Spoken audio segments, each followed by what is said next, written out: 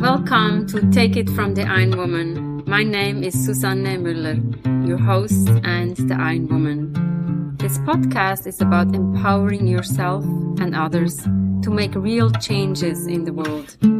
You will hear from everyday, smart, sophisticated, hip people like you and me.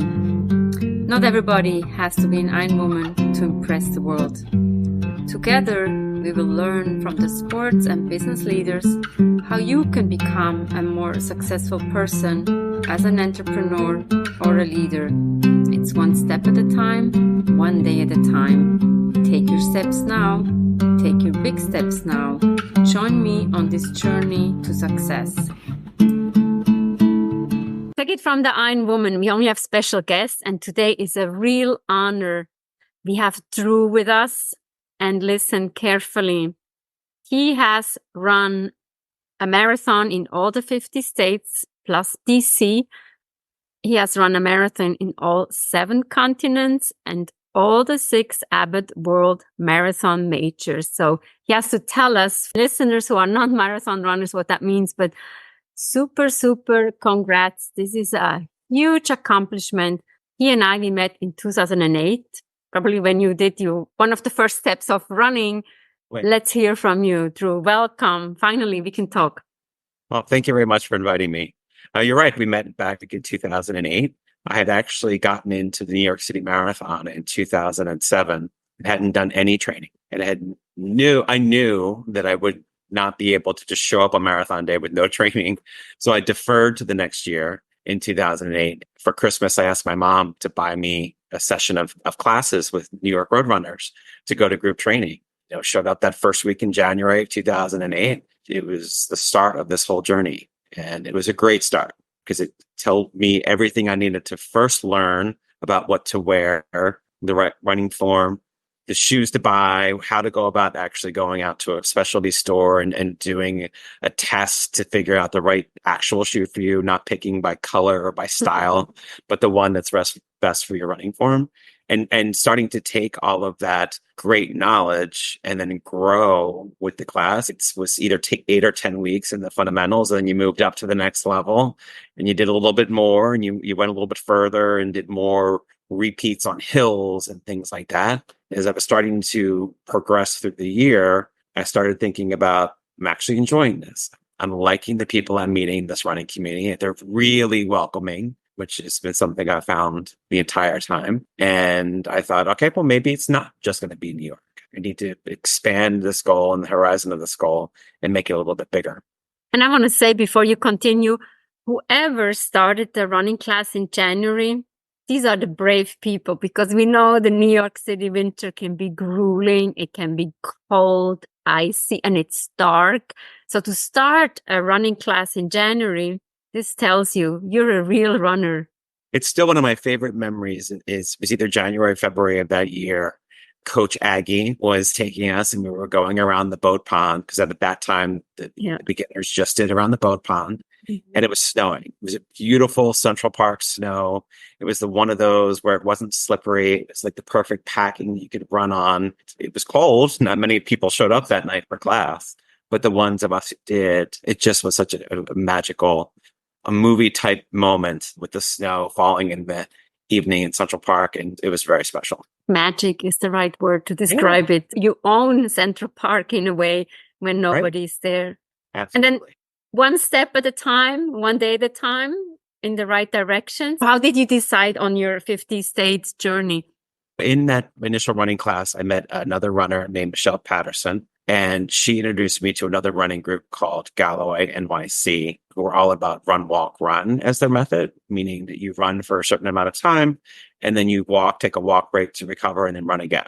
You still do the full distance of a marathon. You are incorporating walking. It's a planned walking, and it is meant to keep you injury-free through the process, which was important for me. She took me to one of their information sessions, and there was a woman there named Elvia talking about her experience and how she was going to run a marathon in every state. And my little light bulb went off in my head because I was like, okay, I've got a bucket list thing. I had one bucket list item to run the New York City Marathon only. and had another bucket list item to visit every state. I never thought to actually bring them together. And then I kind of tapped into my inner business geek and thought, okay, how do I make this a really smart goal?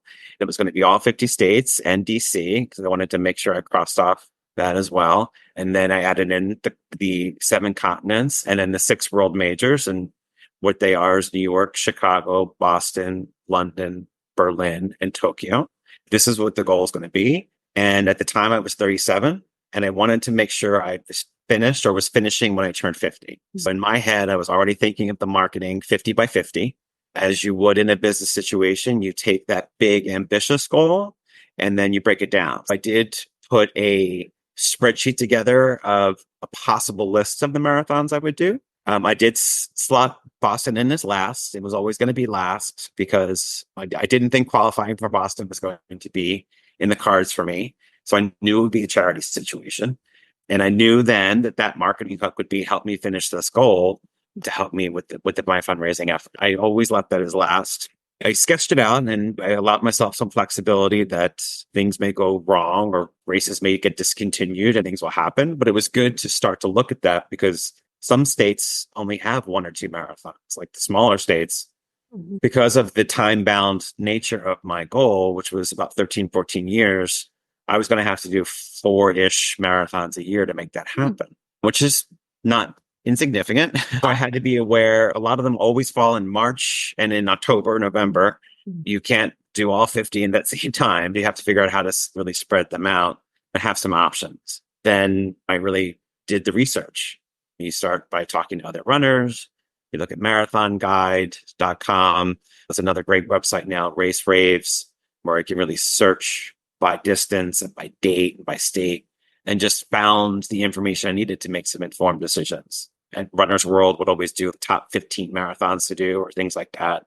I was looking for a balance of some each year would be destination races that would be run and have fun and visit and go to a new area. And others would be, okay, go for the weekend, someplace you've been before, but we need to cross off the state. Finding the balance so that every year wasn't 4 massive marathons that were high expense and a lot of time off, really trying to balance that out. And so, yeah, that started with the thing. And then, so New York was going to be first, but my running group is one that goes up quite high in the training season. We actually go up to the marathon distance. And I thought, if I'm going to run anywhere close to the marathon distance, I want a medal. I wasn't going to just do the distance and not be able to check off the state. My very first marathon was a tiny marathon called the Whistle Stop Marathon in Ashland, Wisconsin. It was a perfect way to start. There was no pressure. I don't think I told a lot of people I was going to do it. It was fall in Wisconsin.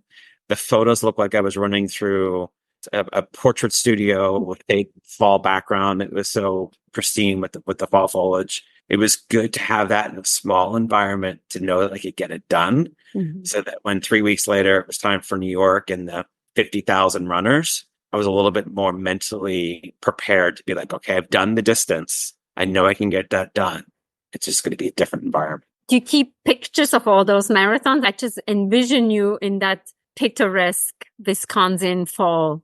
Great question. So one of my later marathons was in Antarctica, and I had these beautiful photos, and I kept saying I'm going to do something with them someday, and I just never did. So eventually, I did what most people do. I Googled help put together some photo books, and I found a wonderful woman in Boston named Karen, and she helped do some books with me. I did one for every continent. Now that Boston's done, I will do my 3rd volume for North America. And she's been great to work with. It's taking all the photos that I have from these trips, because it's not just the marathon day. It's the places I visited. It's going to Graceland when I did the St. Jude Marathon. It's the St. Louis Arch. Lots of travel when I went to Alaska. So being able to pull in the entire experience from that state into a photo book has been really special to keep track of it. And I kept a journal through all the marathon races. Every one of the marathons I went to, I took along a journal specifically where I was keeping track of everything. And in the lead up to Boston, my fundraising efforts over social media, I was recapping my past marathons. So it's a great way to revisit the journal and reread every race weekend, as well as relook at all the photos again. So the great walk down memory lane. And where can we buy those books? In your bio, it says, he's a proud back of the pack runner who spends entirely too much time planning his running outfits, as he is adamant that there must always be a theme and color coordination. It seems like not only the outfits are being planned out, the races, but also your journaling, and you have a photo book. When can we buy your books? Right now, they're just mine, or much my photo books. But it's interesting. I definitely have heard, because I have all these notes from all the different races, is there something else to be done? I had one of those races where I was wearing fun marathon socks and I did well. And then you get a superstition. It was the socks that did it. So I now wear it for every race. And now it's fully planned out. I have way too many pro compression socks and Goodyear sunglasses. And I have a spreadsheet that has them all out, and I can make sure I'm tracking and everyone's getting a chance to be worn throughout the year. Today was out for a group training run, and it's a National Tie-Dye Day. So tie-dye socks and sunglasses and tie it all in. So just makes a run a little, sometimes when you don't want to run, which is some days you don't really feel like running, it does help provide a little bit of fun. And it's all about the looks. Follow you on social media. Actually, on last weekend was the Brooklyn Half. You even have like cheering squad next to you. How did that come about? I'm so fortunate that with Boston, I was able to have my parents come up, because they have been there for quite a few of the marathons. I really wanted them to be there for my final one. My aunt was there. I had friends from New York come. I went to school in New England. So I had a bunch of people who actually live in the Boston area, and they came out. A friend from high school lived there. Karen, who did the photo book, so I'd never actually met in person. She also lived in Boston, so I got to meet her in person. She came out to cheer for me on the race course. I felt really, really special by having all those people. I highly recommend, if anyone is ever doing a race, to really know where your spectators are going to be. I had my little cheat sheet that I kept in a little plastic bag so it didn't get too sweaty, because it was a very warm day. But I knew where people were going to be in terms of what mileage and on which side, runner left or runner right. I do think it's sometimes easier for the runner to find the spectator than vice versa. While there were a few people who were in the first half, a lot of my spectators were on the second half, which is great, because that's usually when it's a little bit tougher. So to know, hey, I'm at mile 13 and I'm seeing Annette. Okay, great. Another mile, at mile 14, I'll see Carolyn. And being able to break it down to get to the next person that I know was great. Here, Brooklyn Half this past weekend, group of friends out, including one who made a big fat head of me, which has made it easy to find her in past races, because I saw her.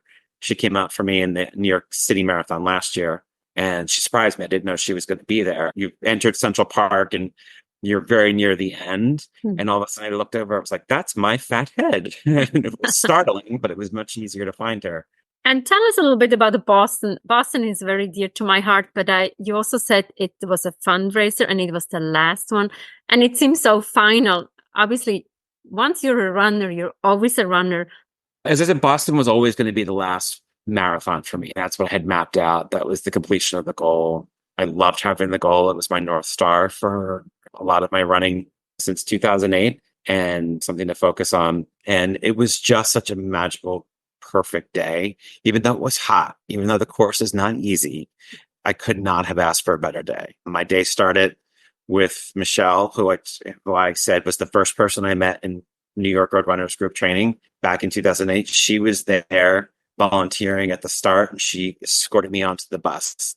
So she was there at the start, and then she was there at the finish line, literally at the finish line. As soon as I came across the finish line, she was still volunteering and she was there. Perfect ending. And then being able to have such close friends and family there, it meant the world to me. It was everything I wanted it to be in terms of the crowds. You go through so many great parts of Boston and outside Boston area. It's just amazing. People come out. It's a holiday in Massachusetts, Patriots Day. So everyone's off. There's so many colleges and universities in Boston. So all the students are out. They clearly have been having fun all day. So they're quite amped up, but their energy is amazing. I was wearing a charity singlet this time because I had raised money for a fantastic organization called the Last Call Foundation, which was started by a woman who lost her son, who was a firefighter in Boston. He was a Boston firefighter. He was supposed to run the 2014 Boston Marathon, and he died in the line of duty just a few weeks before. She started this organization not long after. They've really done a lot of great work trying to push for policy changes, getting equipment that the firefighters need, and really doing everything she can and this organization can to really protect all the brave men and women who are part of the firefighting force. And it's great when you turn on Boylston at the very end, it's actually go right by his firehouse. So it's a great final push. People are very much aware of who Michael Kennedy is. I mean, he's one of the last firefighters to have died in Boston. I mean, it's been 10 years. Thankfully, there's been any in the line of duty deaths since then. So people know him. They recognize the charity, and they were very supportive as I ran by proudly wearing my singlet with the matching socks and glasses, of course. Well, it has to match. When you are an executive in marketing and the running, where do you find the parallels? It really is taking that same approach of you have that ambitious goal and you have the long-term plan and the sketch of how you could possibly get there. And then you narrow the focus in to be more specific and the more immediate.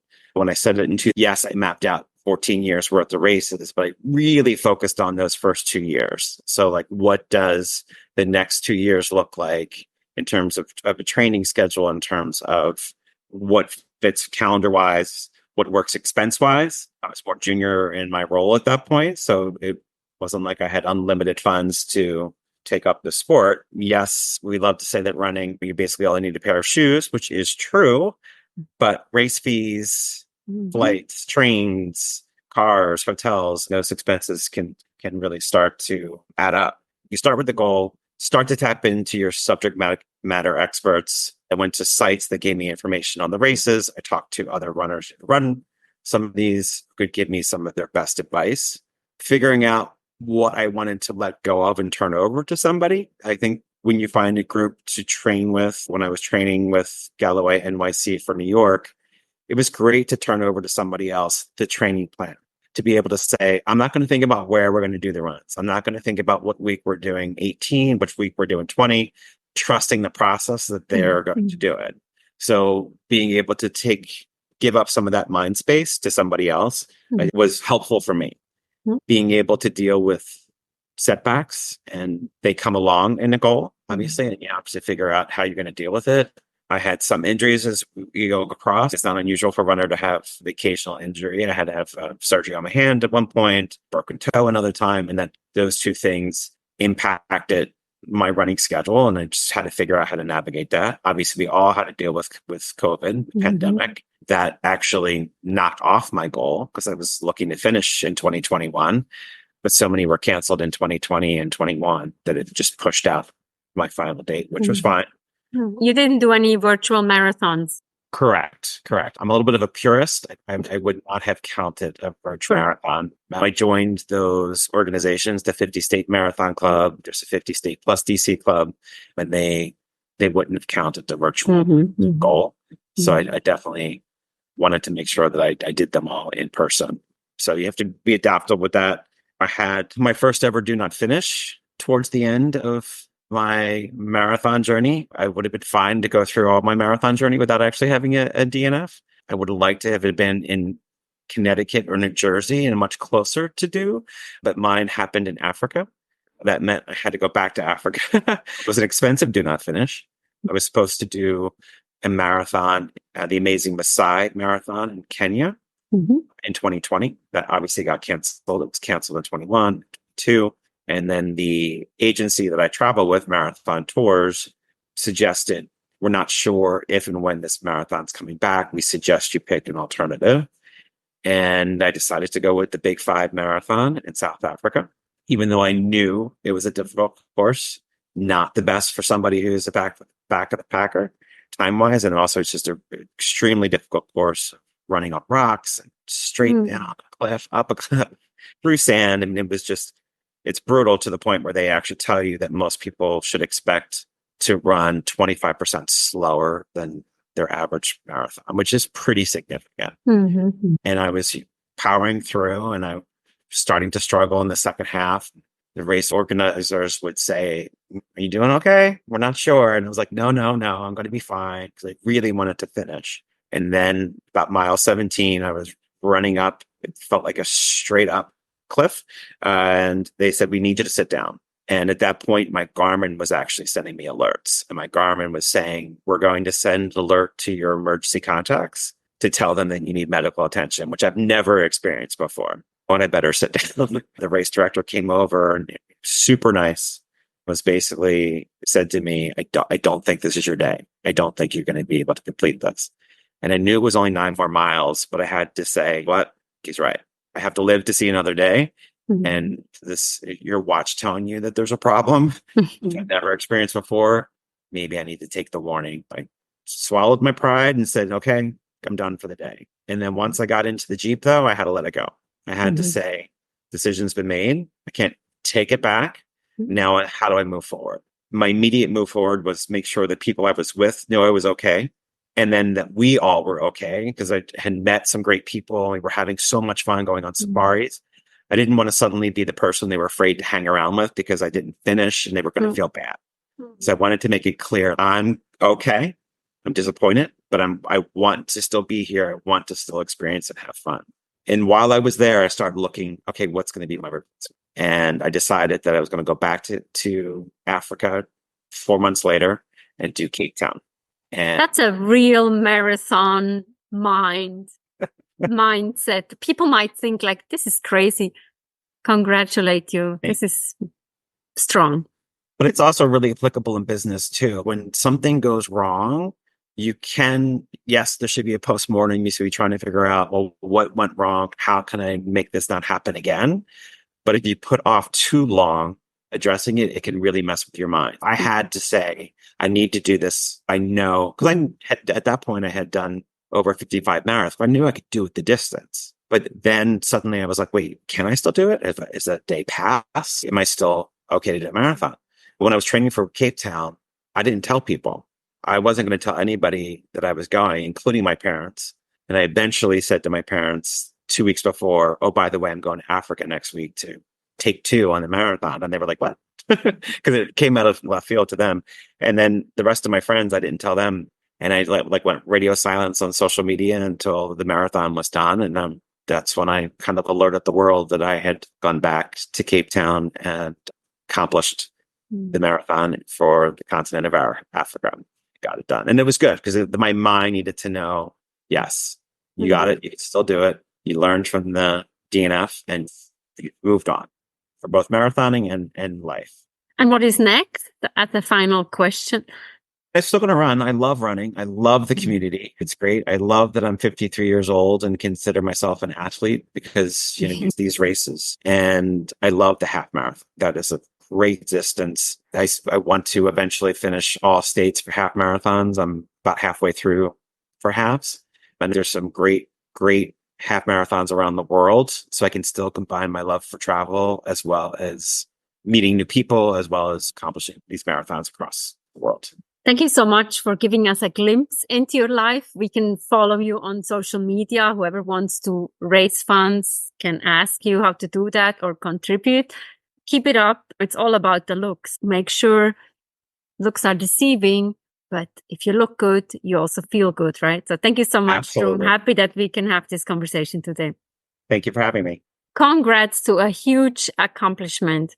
You can brag about it if you have done it. Take it from the Ironwoman. We have episodes every Monday. We can learn with people. We can grow with people. And also Take It from the Ironwoman Global Business Coaching with Sports Parallels is the book. Download it or get it in your local bookstore. Thank you for your support. We'll see you next time. Bye-bye.